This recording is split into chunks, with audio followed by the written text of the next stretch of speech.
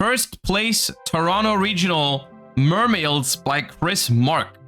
Now, this one I'm interested in because the Mermail cards are actually quite strong. I just thought that the deck was going to be slightly too weak going second to actually be a top tier contender, but it is scary. It is scary. Shimmer Scanner, thank you for the 22 months. Appreciate you. So I think we should start by looking at this Mermail deck profile from the Toronto Regionals. Hey guys, we're here with my boy Chris, who just went undefeated, first place at Toronto Regionals with Mermail. What are your thoughts on the deck? Man, what can I say? Deck is feels like some of the most broken deck in the game sometimes, man. Like the first action Minstrel hand rip, like they just just take out the hand trap before they even can play it. Most broken deck. Awesome. Well, let's get right to us then. All right. You can tell they went first a decent amount if that's your impression after the tournament, because that is 100% true. This deck is very, very unfair going first sometimes. So, starting off with the God card, we are playing 3 copies of. Okay, how many Toads do you think they play? Because I've seen some combo lines where you can make triple Toad turn 1.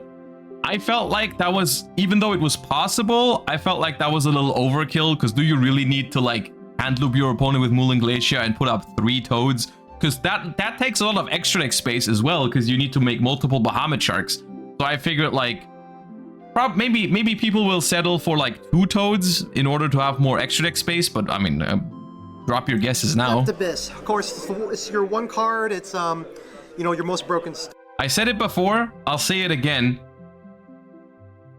I love Mermail Atlantean, but post Neptibus, they're not the same anymore. Look, when I say I love Mermail Atlantean, what I mean is before Neptibus. Neptibus changed everything. It changed everything. And the people that played in 2013, 2014, they will remember. It is not the same deck anymore. Starter, and yeah, if they let this through and you can like solidify the Toad, yeah, you just win. Solidify the Toad. Then I'm playing 3 copies of Abyss Rhine, so I am playing the Coelacanth build. So the what? You're playing the what build? If you ever hard draw this, you can go into Coelacanth when you get drolled, or even Shifter. There are some lines, and yeah, I really think you need to play this at 3. It's just your like best extender because you can get access to Coelacanth. Then we are playing Teus and Abyss Pike. So yep, this is usually. These make me happy. These two make me happy. I love seeing these two again. 3, and I'm playing 3 for the Coelacanth package. Any of these 9 are access to Coelacanth, so basically if you ever get drolled, Bro, you guys do not act as surprised, so I'm guessing that the Coelacanth isn't as spicy, but I'm seeing it for the first time, okay? I'm seeing this for the first time, and I'm shook right now. And you open any of these 9 and like a water, you can go into Coelacanth, and that's double Toad. Like, I did not expect to hear the word Coelacanth this often in the first 90 seconds of this video. Like, that's crazy. I didn't expect to hear it a single time. Or you can get access to the Virtue Stream under Shifter. So yeah, that's pretty old standard. I playing 3 Minstrel. So yep, this is this card, dude. So this is the one where you discard it and another water, and then you look at your opponent's hand and banish a card from it until the end phase. But that's yeah, that's pretty nasty. Card that everyone's talking about is first. It's a hand rip. I'll be honest, I actually didn't hard open it that much. There's a lot of combos where you can search this like with Dragoons, or you could search, and you can just go through. You can go through Minstrel if you open like additional extenders in addition to. Playing Fear of this feels so not worth. I mean, it's one of those cards that's in a weird spot, because I'm aware that you can search it, but in order for you to search it, you do have to be playing already. And obviously, looking at your opponent's hand and taking a card from it is at its best when you're doing it before you play, right?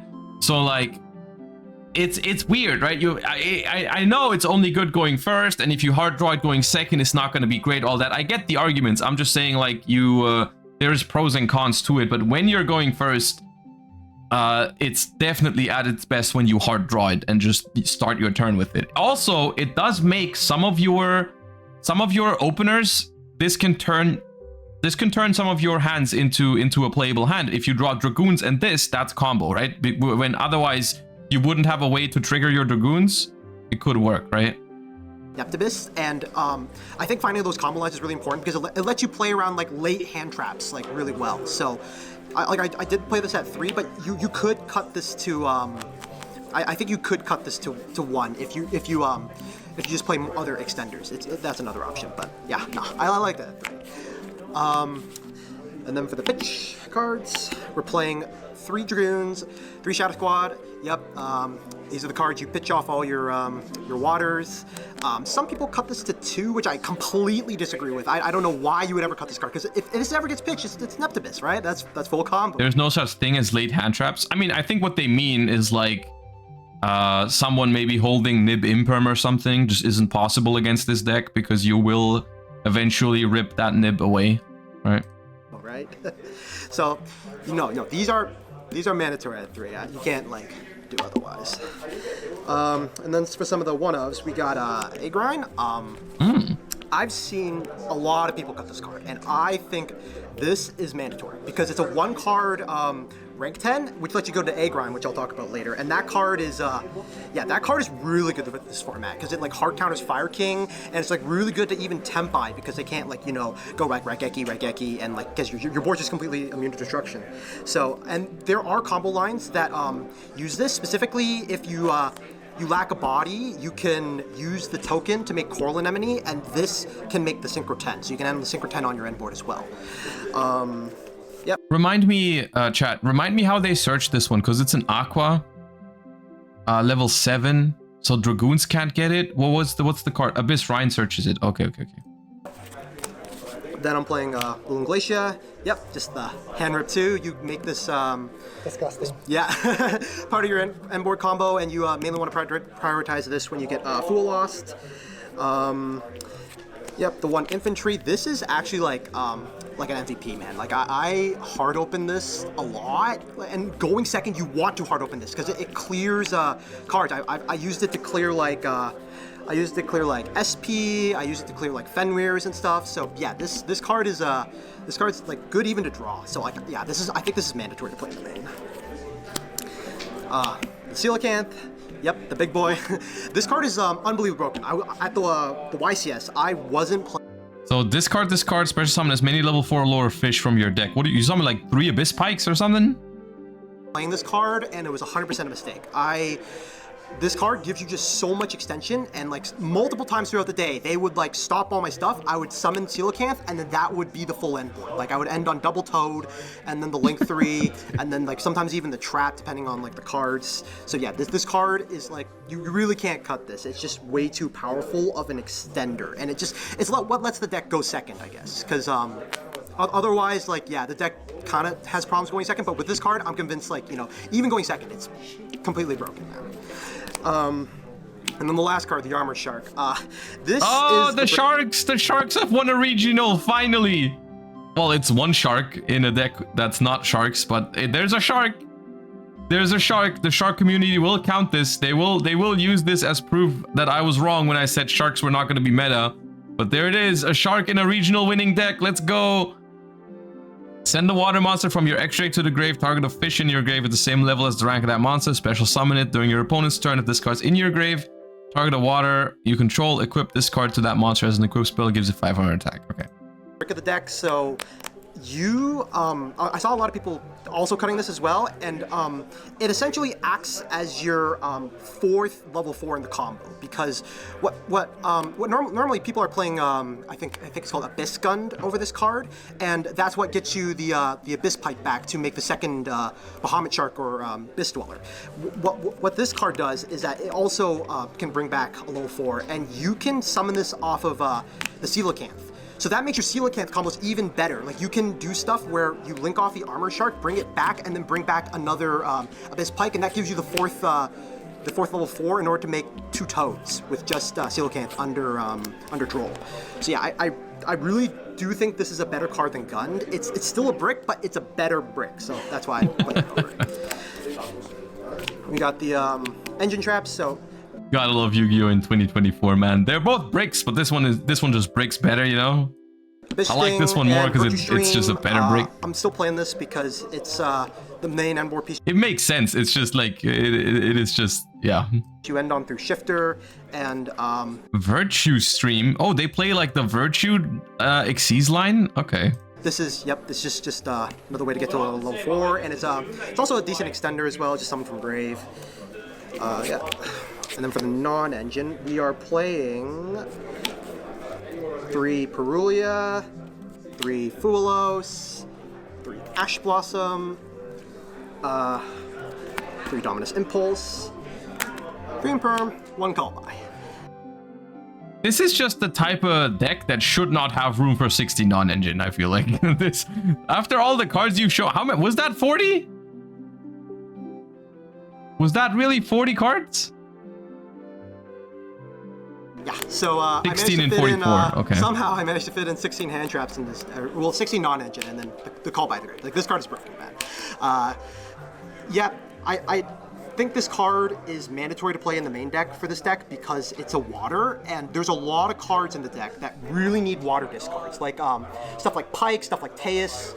They don't really do anything by themselves, so they need like a water pitch, and increasing the water count I think is really important in this deck. So Perulia, even going first, I kept it in because somehow I managed to fit it in. Well, you just increased the deck count, but yeah, okay. I guess sometimes you just need to increase the water count to prevent bricking, right? And there are combos as well that utilize it because it's a level 4 that you could summon off Coral Anemone. So sometimes that is your second body for like Bahamut Shark or Abyss Dweller. Yeah, and then the rest of them are. I mean, yeah. Yep. So this is it's kind of self-explanatory, right? Because we're playing Perulia because it's a water. It makes a lot of sense. Even when you go first, you can pitch it. We're playing Fuvalos because this deck is inherently very strong going first, so you need the maximum help you can get going second. You don't need, like, there's an argument to not play Fuvalos in some other decks that are more bare when they go first. Like, I've seen people not play it in Centurion, for example, because if you make a board with Centurion, and then your R3 draws into a Fuvalos, you might really need that to be a live non-engine because your end board is not as broken, right? So in this deck, though, your end, like, you don't need non-engine to complement your end board, right? So like, you're gonna play the best one for going second. Ash can stop opponents' most charmies. It's kind of self-explanatory. And then you've got Impulse and Imperm together because this deck can play Impulse. Like I said, like, once again, I said it before, every deck that can play Impulse should play Impulse at the moment. Like, Impulse is such a good hand trap that if your deck can use it, you should. Yeah, so the non-engine slots for this deck, I feel like almost fill themselves. I mean, I guess you could try a board breaker approach or something over this, but I feel like this is the most promising approach to this deck. Yep, the rest of them are pretty standard. This card, MVP, honestly. I impulsed so many games, and yeah, it just... Sometimes this card's just so loose. So for the links, we are playing 2 Coral Anemone, the 1 Abysslacia, the 1 Neptibus, and Zealantis.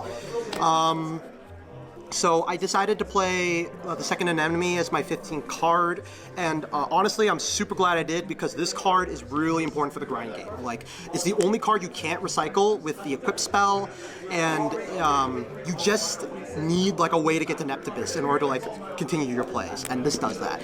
Also, funny thing, I use the arrow to point to Zealantis and actually get like a pop in order to like secure lethals like sometimes. So that actually did come up.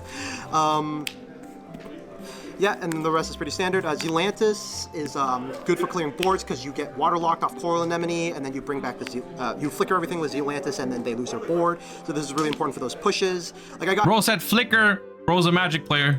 De-barriered once, and I just Zealantis flickered the board, and then punched them to death. So yeah, pretty good. We're playing the A grind for 1 synchro, and I do think you need to play this card because my Fool Loss combo involves summoning this card and either Abyss Dweller or Abyss Yugioh. So my combo, what it does is This Yugioh is here. It's beautiful. that you rip 2 cards from the hand with Moulin Glacier, and then you summon either one of the 2 XYZs and Agrind. And depending on the deck, it's just complete FTK. Because if you play against Tenpai and you summon these guys, they have no way to clear these guys. Because this guy protects you from being attacked by level 5 or higher monsters. What about Forbidden Droplet? And this protects your board from being destroyed. So basically, they have no way to clear these bodies because they can't swing over, right? Because What about Forbidden Droplet? they can't attack, and they can't like Raigeki. They can't use the synchros to pop. So it's just completely unoutable. So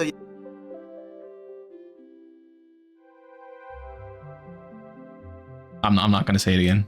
yeah, no, I don't think you actually need to play like Abyss Megalo to equip the equip spell or Oh, you discard the Droplet with Moulin Glacier. Oh, okay, yeah, my bad. like I don't really think you need those. So yeah, I just summon these guys or Dweller for Snake Eye or Snake Eye Fire King. Yeah. And then for the rest of the XYZs, we're playing Virtue Dragon. This gets you your Virtue Stream. We're playing the 2 Bahamut Shark and the 2 Toad. Yep. Broken interruption. We're just playing 1 Poseidra to overlay for the Abyss Yugioh. This is your other way to clear boards. Between this and Zealantis, you have no problem breaking boards. Like they can never end on anything. Oh, do they not even play the Mermail rank 3 just in case you want to go Bahamut Shark, summon that, and then make Poseidra on top of that? Not a thing? Then we are playing the Armor Fortress to access the Abyss Shark. Funny enough, there are some... You can't use it? Wait, what is... You can't... Why can't you use it? Oh, Poseidra needs to detach from it. Okay, my bad. Yeah, you can tell. I've read these Mermail cards, but it's a while ago, and I haven't played with them yet. Combos where this comes up, where it actually manipulates the water count in your grave, because what you'll do is you'll detach 1 off of Abyss... Bahamut Shark, and then you need another discard in order to get or another water engrave to get Moulin Glacier online, and this actually comes up for that. So that was another reason I decided to play the Armor Shark, because it just makes your Moulin Glacier lines cleaner. Yep, that's pretty much it. And then for the side deck, we were playing 3 Cosmic Cyclone. Honestly, the MVP of the deck. I sided this in going second against most of my matchups today, because it's good against Fire King, it's good against Centurion, it's good against it's even good against Tenpai. I did play Yeah, it seems like a good card right now. a match against Tenpai where I wasn't really sure if he was going to make me go first or second, so I just put in Cosmic because it's good both going first and second. Yeah, no, definitely the MVP. And then we are playing the Thrust package, so I'm playing 3 Thrust, 1 DDG, 1 D Barrier. Yeah, I feel like most people are on this. This card. This is like such a common thing, this format. I see it from so many people. I guess it's a trend that is continuing a little bit from the OCG, right? Like, if you remember, if you were here when we reacted to one of the OCG metagame reports, there were some people, or like one way to handle cards like Fuvalos and Maxi in the OCG, we don't have that, but Fuvalos we do have. One way to handle those cards is to like still play a degenerate deck that gets turn skipped by them and simply turn skip your opponent back, right? So I don't know. It's weird. Like, you can do it though. Like, if your deck loses to those cards, it might be the best thing you have available is to try to turn skip your opponent back. It's not very fun, but it is good. Hard. Bought me a couple games, I'll have to admit. For the other thrust targets, we're also playing 1 evenly matched and 1 triple tactics talent. Yeah, this came in clutch against Rescue Ace, and this is just, this is my last card I side going first usually, in addition, so I usually take out the 6 Charmies, and then... What is your favorite meta-relevant deck at the moment? So I haven't started, like, really testing for Bologna yet, but I will start this week. Some of the cards I needed still arrived today, like I'm fiddling around with my Mold Charmies right now. I want to start testing with Centurion, which I don't think is, I don't feel bad like just saying that publicly, because I feel like that anyone who's seen any of my streams recently knows that I'm a fan of Centurion.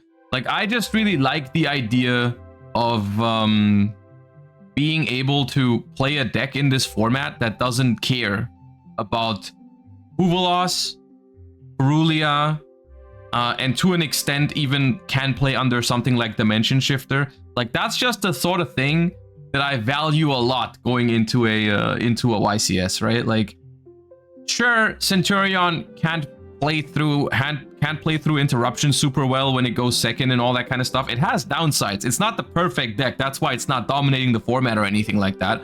But I think it's a viable option, and I'm gonna start trying it. Other decks that I think are really powerful that I could see myself playing at Bologna, because Centurion's not the only deck that I'm considering, but I am considering something like, I'm considering Fire King as a Mina. I think that deck is very strong, because I think with the Fire King cards you actually have lines to play around Huvelos.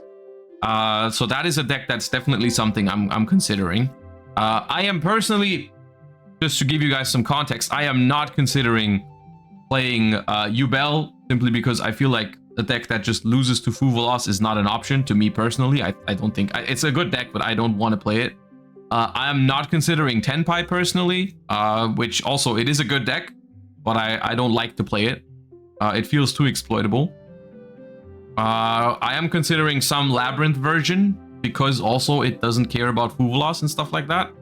And that's about it currently. Those are the kind of decks I want to start testing with. It's like Fire King, Centurion, some Lab Brew. Those are the kind of things that I'm considering the most currently for Bologna. But like I said, this is before my initial testing. What we're actually gonna do, I think tomorrow, is I'm gonna make my Centurion build, the first build that I want to start testing with. I'm probably gonna build it tonight, and I'm gonna profile it tomorrow on stream. So I'm gonna think about it. I'm gonna build it. I'm gonna think about how I would start testing it, and then we're gonna profile it tomorrow. And I'm doing it this way. I'm building it off stream, so I can just be calm. I can think about my choices and all that kind of stuff, and then we can do the deck profile live. And I think that's going to be cool, because then you guys can ask me questions live, right? You can be like, hey, why are you not maining this card? Why are you citing this card and all that kind of stuff? And we can have some real-time conversation about why I arrived at those conclusions, which I think is easier for me than building it live on stream, where while I'm still thinking about things, people are already asking questions, and it's kind of like, you know what I mean? So I think that's going to be something that I want to try out, right? So like, I'll build the deck, I'll be ready for tomorrow, we'll be deck profiling it, and then we can have some conversation about it. I think that could be interesting. I put in the thrust package plus this and the equip spell, which is Mizuchi. I'm gonna be honest, this is the only card I would change in the list. I did not activate this card once. Like, I'm not gonna lie, at the end of the tournament, I stopped siding this in because I started realizing... Isn't Dimension Ground weird in this deck because it's already such a strong going first deck? Normally, I would agree with you. Normally, I would say, yes, you should not side deck more cards for going first if your deck is already super strong going first. But like we said a couple minutes ago, the current format, if you are playing a combo deck, you are not auto-winning in this current format, which is it's a good thing about this format, because they have added a very meaningful counterplay to some of these super heavy combo decks, right? Like we're talking Moltrami Huvelos, we're talking Moltrami Perulia, which I think is also really strong against Mermails. We're talking Droll Lockbird to an extent, depending on your deck. We're talking Dimension Shifter, those kind of cards, right? So if you decide to play an all-in going first deck, you need to worry about, well, sometimes my opponent is going to activate one of those cards and I can't pop off, right? I can't just full commit because I will not win.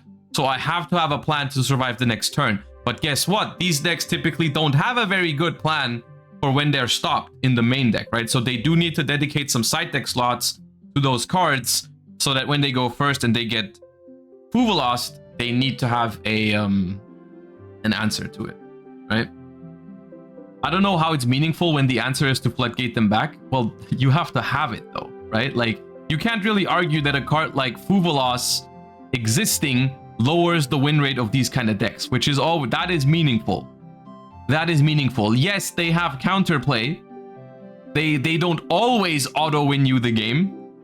But they are meaningful things because they force these decks to open more cards. If you normally, let's say you draw a normal Mermail hand, just statistically, right? And you draw your 1-card starter. If there's no answer for it, you always win the game with the 1-card combo.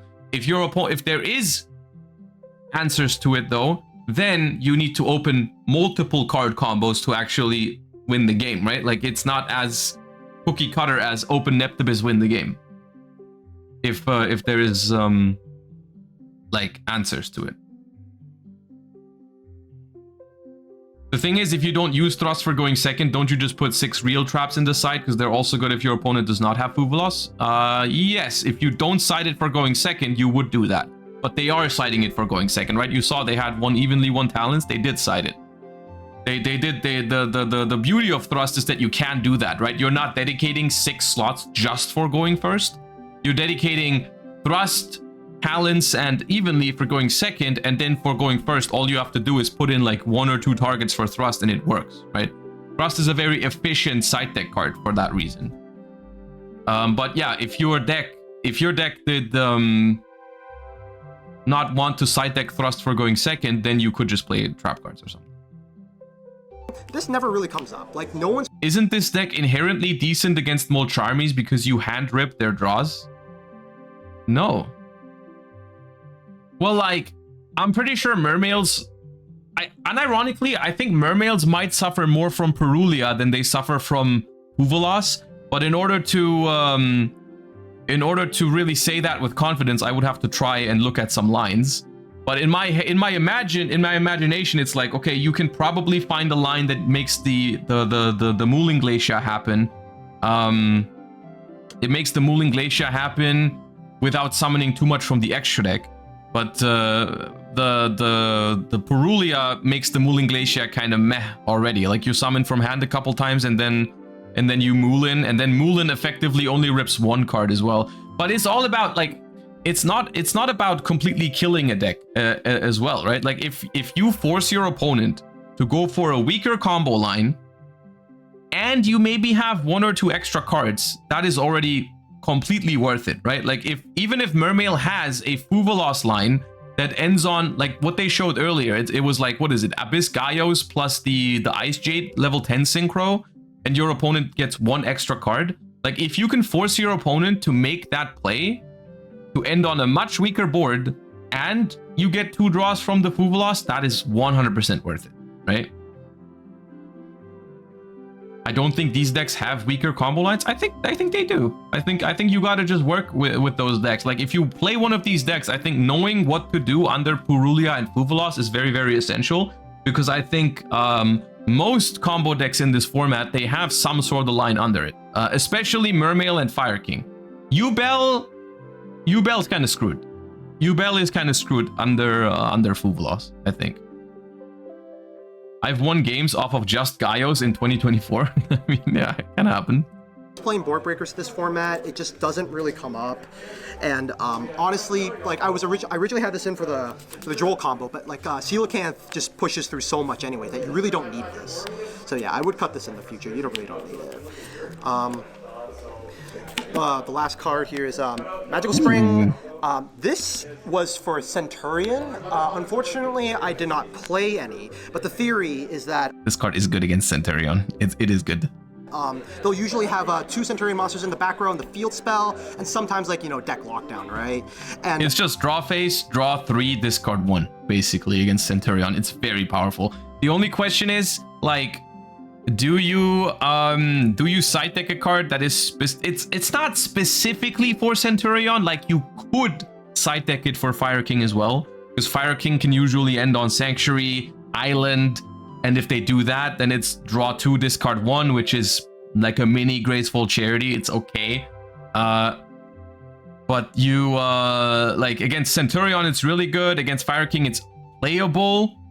Even if they have more, sometimes they have snake eye monsters in the spell trap zone, so like it's fine. Against voiceless you can use it, but like it's good though. I like this card a lot. You know, I've played this card before. I've played this card before. It's cool. What I really wanted to do against the Centurion deck was make sure I could draw the cards out deck lockdown, because I actually... Is it possible to get the sheet? Yes, exclamation mark spreadsheet. Someone already did it. There's a command for it. I think their end board is relatively fine to deal with. Like if you want to break it, like you have stuff like Cosmic to deal with the field spell and all that. So I really just wanted to like draw cards, and the Charmies don't do anything, right? They like you maybe give you one draw with Fura Rose. I'm main decking it in Master Duel right now. What? Magical Spring? The form? I mean, I guess it's not great against Tenpai though, because you're gonna go first and it's just gonna sit in your hand. But it's good against Centurion, which is somewhat popular, not very popular, but it's good against, it's solid against Yugioh and solid against Fire King, I guess. Yeah. Perulia basically does nothing. So this Magical Spring card essentially was my Charming for Centurion. But fortunately didn't play against any Centurion today, but you know, the theory was there. Yeah, and then the last, one more card. Spooky Dogwood. One Spooky Dogwood, because it is searchable off of the pike. Yep. Bro, if you mermail combo me and you search a one-off Dogwood with 5 minutes left on the clock, we're beefing. Nah, we're fighting. But, you know, in theory, it's oh my god, man. That's any last shout-outs? Shout-outs to all my friends, all my guys who supported me. Together strong. Hey, Chris. Yeah, shout-out to my friends. Shout-out to Xavier, 4-1, the GOAT. Shout-outs to, shout-outs to you, James. No, it's an interesting deck, I'm pretty sure, like, to mess around with. This deck seems like it can perform in this format. Like I said, I think it's very strong going first. I think it is lackluster going second, but it does have, basically, for any deck that is inherently weak going second, this has fine odds because it has access to Fuvolos Perulia, it has access to Dominus Impulse. So all the things that can win you games going second in terms of your non-engine, you can play it in this deck. So it's like as good as it gets for going second if you're playing a full-on combo deck, right? Like, it's fine. I don't think it's like a crazy solution to the format, but it is decent.